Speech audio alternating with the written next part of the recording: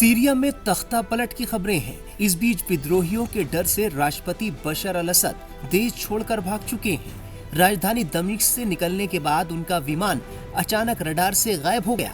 विद्रोहियों की घेराबंदी के बाद राष्ट्रपति असद दमिश्क से विमान IL-76T से निकले थे। ऐसी खबरें आ रही हैं कि जिस विमान में असद भाग रहे थे वो 500 मीटर ऊपर क्रैश हो गया। खबर यह है कि सीरियाई राष्ट्रपति असद का विमान उड़ान भरने के कुछ देर बाद ही रडार से गायब हो गया था। रडार से गायब होने के बाद उनका विमान एक हादसे में क्रैश हो गया। बता दें कि असद का परिवार पहले ही देश छोड़कर भाग चुका है। ऐसा दावा किया जा रहा है कि विद्रोहियों ने ही उनके विमान को निशाना बनाकर क्रैश किया। हालांकि हम इस खबर की पुष्टि नहीं करते। इस बीच सीरिया को विद्रोहियों ने फतह कर लिया है। उन्होंने राजधानी दमिश्क को अपने नियंत्रण में ले लिया है। बशर अल असद के देश छोड़ भागने के बाद विद्रोहियों ने देश के रक्षा मंत्रालय पर कब्जा कर लिया। उन्होंने पब्लिक रेडियो और टीवी बिल्डिंग को अपने नियंत्रण में ले लिया।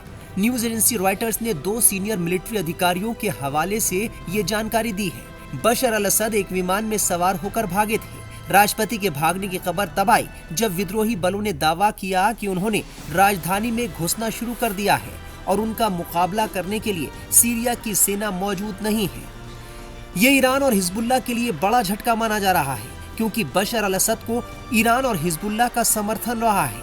सीरिया में सड़कों पर जमा भीड़ आजादी के नारे लगा रही है। विद्रोहियों ने एक बयान जारी करते हुए कहा है कि हम सीरियाई लोगों के साथ सिरनाया जेल में हमारे कैदियों को मुक्त करने और उनकी जंजीरों को तोड़ने की घोषणा करते हैं।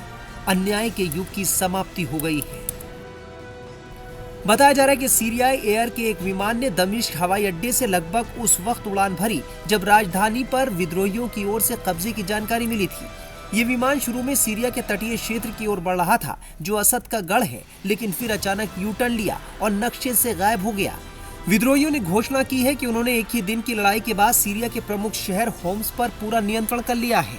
इसके बाद असद का 24 साल का शासनकाल समाप्त हो गया।